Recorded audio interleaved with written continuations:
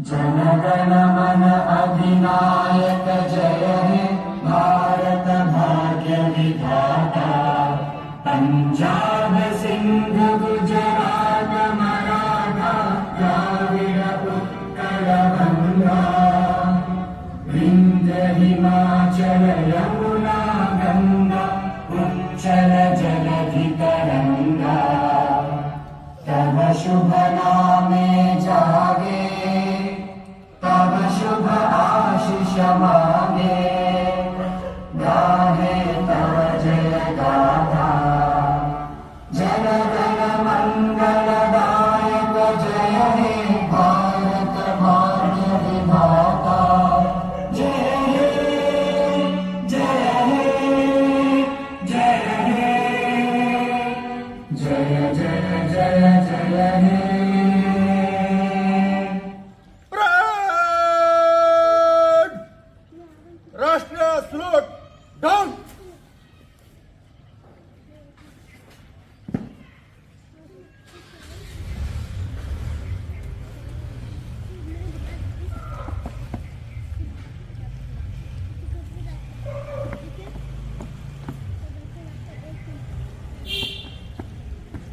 Colonel JS Soni sir, जय हिंद। बहुत बहुत शुक्रिया समय देने के लिए। Thank you sir. जय हिंद Rajesh ji. Thank you sir, thank you, बहुत बहुत शुक्रिया आपका, आपने समय दिया। दर्शकों को सर मैंने एक वीडियो दिखाया और अब भी मैं अपने दर्शकों को वो वीडियो दिखा रहा हूं। ये वीडियो 26 जनवरी का है सर, पंजाब का ये वीडियो है जहां पर हमारे वेटरन्स, हमारे एक्स सर्विसमैन, उनकी एक ड्रिल, उनमें से कई 60 70 साल के हैं सर, लेकिन जो मार्चिंग स्टाइल है, जो सैल्यूट है, जो ड्रिल करने का तरीका है और जो तिरंगे को सम्मान है सर, वो काबिले तारीफ है। ये इंडियन आर्मी में जब आप 16 20 24 30 साल सर्विस करते हैं सर, उसके बाद ये चीजें पैदा होती हैं। अब मेरा सवाल आपसे बड़ा अहम सवाल और बड़ा खतरनाक सवाल सर, कि आप अग्निवीर स्कीम ले आए, बड़ी अच्छी स्कीम है, काबिले तारीफ स्कीम है। हो सकता है कि आने वाले वक्त में कामयाब भी हो जाए, हो सकता है कि आप इसे वापस भी ले लें। लेकिन क्या 4 साल के अंदर आप एक सैनिक के अंदर, एक अग्निवीर के अंदर ये वाली मार्चिंग ड्रिल, ये वाला देश प्रेम, ये वाला सैल्यूट, ये वाला जिगरा पैदा कर पाएंगे? राजेश जी, ये मेरा सौभाग्य कि मैं आपके चैनल पर हूं। देखिए, जो अग्निपथ से पहले जो स्कीम थी जिसके तहत एक सैनिक मिनिमम 15 साल सेवा करता था भारतीय सेना में और उसके बाद ही वो पेंशन जाता था, तो हमें उस नजरिए से देखना होगा कि 15 साल तक वो ये फौज की सारी सिखलाई अलग अलग जगह पे उसे इस्तेमाल कर रहा था। यानी कि जो शुरुआत की 6-8 महीने या 1 साल की ट्रेनिंग होती है, उसमें तो बेसिक मिलिट्री ट्रेनिंग सिखाई जाती, तभी उसका नाम ही बेसिक मिलिट्री ट्रेनिंग की कई क्लासेस होती हैं।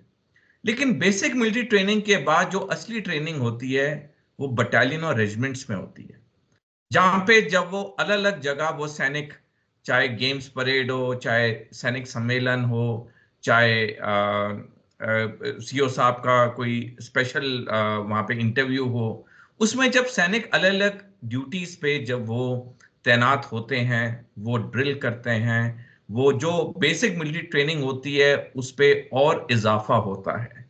लेकिन अगर आप अग्निपथ योजना से देखें, जहां पे 75% सैनिक 4 साल की सर्विस के बाद सेना में रिटेन नहीं किए जाएंगे, तो आपको जवाब खुद ही मिल जाएगा कि क्या 15 साल की वो जो लगातार उसकी ट्रेनिंग किसी ना किसी फॉर्म में हो रही थी, और 4 साल के बाद जब 75% सैनिक वापस घर जाएंगे, क्या दोनों में एक समानता आ सकती है ड्रिल की? मेरे हिसाब से नहीं।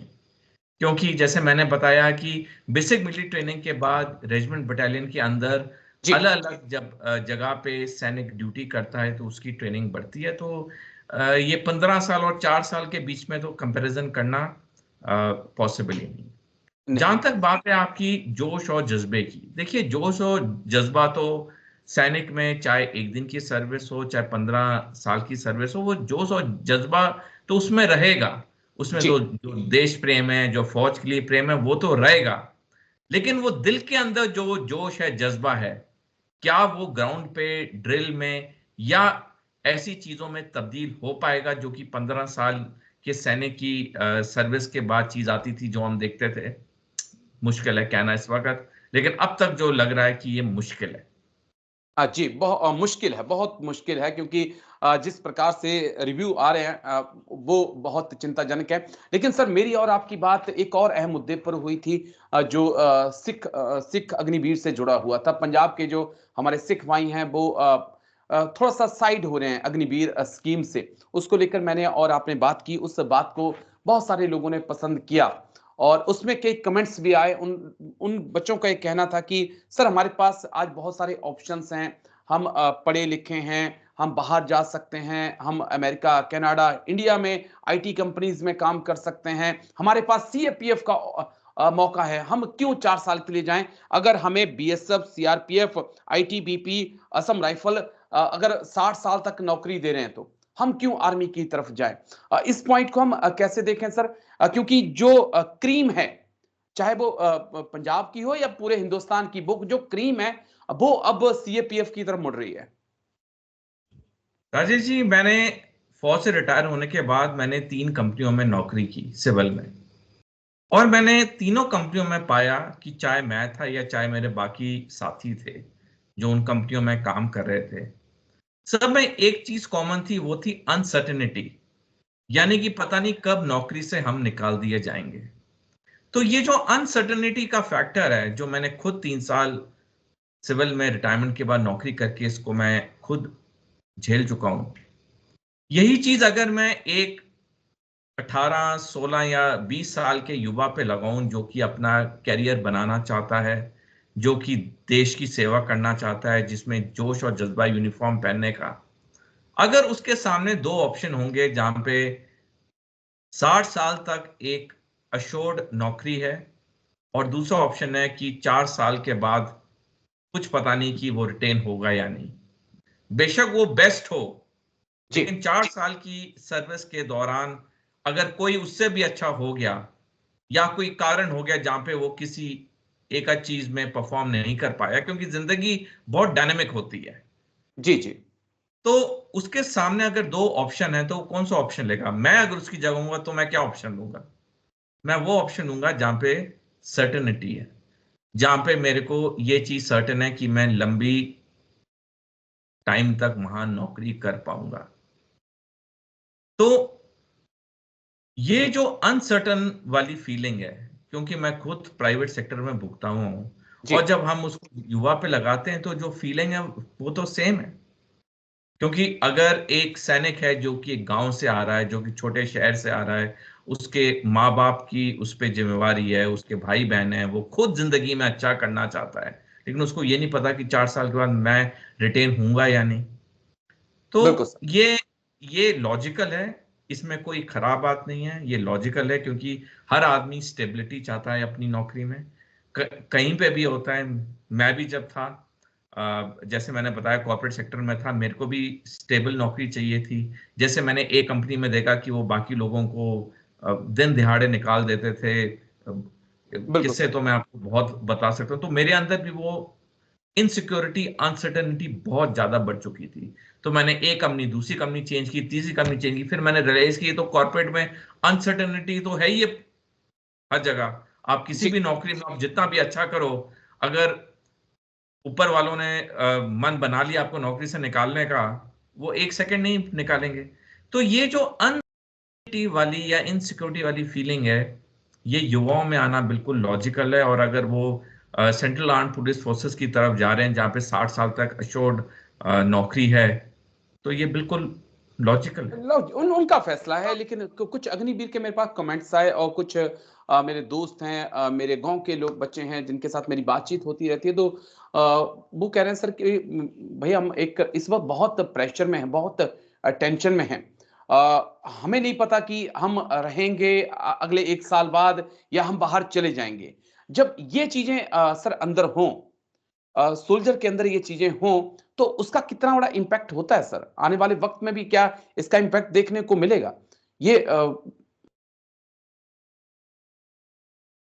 राजेश जी, अगर हम एक जगह की तैनाती की बात करें, जहां पे आपने मैंने नौकरी की है, जम्मू जी कश्मीर में, जहां पे आतंकवाद है, और जब किसी भी सैनिक को वहां पे नाइट ड्यूटी देनी पड़ती है, हर 2 घंटे की शिफ्ट होती है। फर्ज करो वो सुबेरे उसकी ड्यूटी है 2 बजे से 4 बजे तक, ठंड का मौसम है, आगे बिल्कुल अंधेरा है, वो और एक और उसका बडी दोनों खड़े हैं पोस्ट पे, और वो 2 घंटे की ड्यूटी कर रहे हैं, चाहे एलसी पे हो या एलसी से दूर हो, लेकिन ड्यूटी कर रहे हैं। जी आतंकवादियों का कभी भी वहां पे कुछ भी हो सकता है। अब इन 2 घंटों में ये जो सैनिक है उसकी जो डिवोशन चाहिए वो 100% नहीं, वो 200% चाहिए काम के लिए।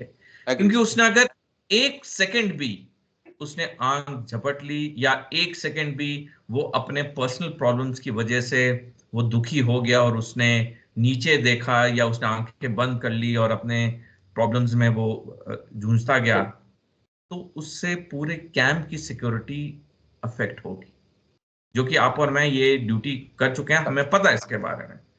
अब इस वक्त आप एक अग्निवीर को लीजिए, जिसका पता नहीं कि उसकी जो जब जब सर्विस खत्म हो रही है 6 महीने 8 महीने के बाद या 1 साल के बाद, वो फौज में रिटेन होगा या नहीं। और जो आपका प्रश्न है, मैंने ऐसा ही प्रश्न अपने एक लेख में लिखा था, जो कि प्रिंट मीडिया में पब्लिश होता है, जिसमें मैंने जी यही चीज लिखी है कि सैनिक के आखिरी 1-2 साल जब होंगे, जब तक उसे परमानेंसी नहीं पता चलती है, तब तक उसके अनसर्टन में गुजरेंगे। उसका जो बिल्कुल परफॉर्मेंस होगा 100% होना तो बहुत मुश्किल है, क्योंकि मैं भी उसके अगर जगह हूंगा और मैं ये सोचूंगा कि मेरा 6 या 8 महीने बाद क्या होगा, मैं कहाँ जाऊंगा, मेरे को नौकरी मिलेगी या नहीं, तो वो अनसर्टनिटी वाली फीलिंग तो है। हाँ तो बिल्कुल ये जो अनसर्टनिटी वाली फीलिंग है, जो कॉर्पोरेट में है, वो अगर यूनिफॉर्म में भी डिफेंस में है। है तो वो बिल्कुल इम्पैक्ट, इसका बहुत ज्यादा इम्पैक्ट होगा सर। और और और जी, जी मैं एक और टिप्पणी करना चाहूंगा। अब आप इसके कंपैरिजन में करिए वो सैनिक, आप और मैं, जो कि लंबी सर्विस के लिए गए थे, हमें पता था कि हम पेंशन लेके ही निकलेंगे, हम जो भी ड्यूटी करते थे, हम कभी ये नहीं सोचते थे कि हमारी फैमिली का क्या होगा, जी हम आगे रिटेन होंगे या नहीं। हमें पता था हम यहाँ लॉन्ग सर्विस के लिए हैं, पेंशनेबल जॉब पे हैं, खुदा ना खास्ता हमारे साथ कुछ हो गया तो हमारी फैमिली को पूरी तरह से देखभाल की जाएगी। बिल्कुल ये सर, चीज एग्री एग्री सर, ये चीज क्योंकि आप हमें सियाचिन भेज दीजिए, आप हमें आरआर में भेज दीजिए, या नॉर्थ ईस्ट में या कहीं पर भी भेज दीजिए। जो सोल्जर था उसको ये रहता था कि भाई मेरे पीछे पूरा देश खड़ा है, मेरी सरकार खड़ी है, मेरी पूरी बटालियन खड़ी है, अगर मुझे कुछ हो भी जाता है तो मेरे माँ बाप को देखने के लिए, मेरे बच्चों को देखने के लिए जो है वो है, उनके लिए मैं बकायदा एक सब कुछ रख कर आया हूँ, टेंशन की बात नहीं है। और एक दो पॉइंट और हैं सर जो मैं आपसे समझना चाहूंगा। एक पॉइंट गुरपतवंत सिंह पन्नू से जुड़ा हुआ है। एक रिपोर्ट दी गई है, खासकर रिपोर्ट तो ये मणिपुर को लेकर है, खुफिया एजेंसियों ने गृह मंत्रालय को दी है कि मणिपुर के अंदर जो है वो पन्नू चाह रहा है, लगातार उकसा रहा है ईसाइयों को कि भारत के खिलाफ वो विद्रोह करें। लेकिन उससे हटकर जो एक और इसके अंदर मेंशन किया गया, वो ये मेंशन किया गया कि सेना के अंदर जितने सिख जवान हैं या जो बच्चे सेना के अंदर आना चाहते हैं, उनको पन्नू कह रहा है कि आप या तो रिजाइन करिए या सेना को ज्वाइन मत करिए, आप कनाडा अमेरिका की तरफ आइए, मैं आपको यहाँ पर सेटल करने में मदद करूंगा। ये इसका कितना इंपैक्ट हो सकता है सर? इसे कैसे हम समझ सकते हैं? राजीव जी, ये जो गुरपतवंत सिंह पन्नू कर रहा है अभी मणिपुर में, ये इसने ऐसा ही 5 साल पहले किया था, जब भारत चीन के बीच में वो गलवान वैली हादसा हुआ था। जी तभी गुरपतवंत सिंह पन्नू ने कुछ ऐसे ही अ, गलत इसने बयान दिए थे, लेकिन ना तब कुछ असर पड़ा भारत के सैनिकों पे, ना जी अब कोई असर पड़ेगा मणिपुर के लोगों पे, या ओवरऑल भारत की जो भी कम्युनिटी के वो टारगेट कर रहा है। क्योंकि भारत का हर नागरिक जान चुका है कि ये गुरपतवंत सिंह पन्नू का जो खेल है, ये एक मदारी वाला खेल है। जब तक पाकिस्तान उसे पैसा दे रहा है, गुरपतवंत सिंह पन्नू पाकिस्तान के इशारों पे नाच रहा है। और ये पूरा एक बिजनेस है, क्योंकि गुरपतवंत सिंह पन्नू को पाकिस्तान की एसआई से पैसा मिलता है। मैं आपके दर्शकों से अनुरोध करूंगा, जब भी उन्हें मौका मिले किताब जरूर पढ़ें, ब्लड फॉर ब्लड, जो कि टेरी मिलुस्की ने लिखी है, जो कि कनाडा के एक बहुत बहुत बड़े पत्रकार हैं। उन्होंने बड़ी अच्छी तरह समझाया इस किताब में कि किस तरह से विदेशी जमीनों का इस्तेमाल किया जा रहा है इन खालिस्तानियों से भारत के ऊपर एक जंग छेड़ने के लिए। तो पहली बात तो गुरपतन सिंह पन्नू का जो भी बयान दे रहा है उसका कोई असर नहीं पड़ रहा है, ना 5 साल पहले पड़ा था जब गलवान वैली क्लैश हुआ था चीन के, ना अब पड़ेगा। और जहां तक भारत सरकार है, भारत सरकार पूरी सक्षम है, सार्थक है ऐसे लोगों के साथ कार्रवाई करने के लिए। ऑलरेडी गुरपतन सिंह पन्नू को एक टेररिस्ट डिक्लेयर कर दिया गया है 5 साल पहले ही, उसके ऑर्गेनाइजेशन को बैन कर दिया गया है। तो ये कोई भी बयान दे दे इसका कुछ फर्क नहीं पड़ेगा, क्योंकि जैसे मैंने पहले बताया भारत का हर नागरिक जान चुका है कि ये एक मदारी है जो पाकिस्तान की आईसीई पे सिर्फ नाच रहा है क्योंकि वो पैसा फेंक रहा है। जी बिल्कुल बिल्कुल सर, बड़ी अहम बात आपने कही है कि मदारी है वो, और जो पाकिस्तान पैसा फेंक रहा है उसके ऊपर पन्नू नाच रहा है। लेकिन शुक्रिया, बहुत बहुत शुक्रिया सर, आप आए और इतने विस्तार से आज आपने अपनी तमाम बातें रखी। थैंक यू इसके लिए। जय Hind sir, thank you sir, thank you. धन्यवाद राजेश जी, जय हिंद। थैंक यू सर, जय हिंद सर। सावधान।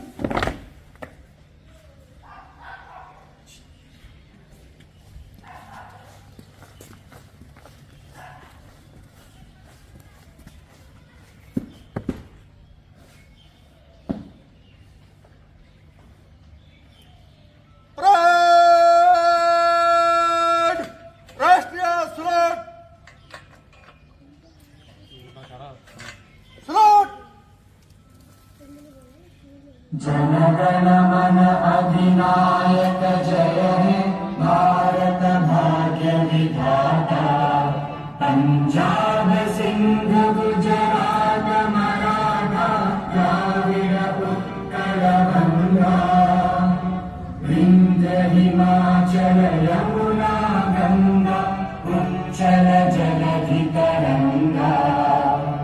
तब शुभ नामे जागे तब शुभ आशीष मांगे। गाहे तब जय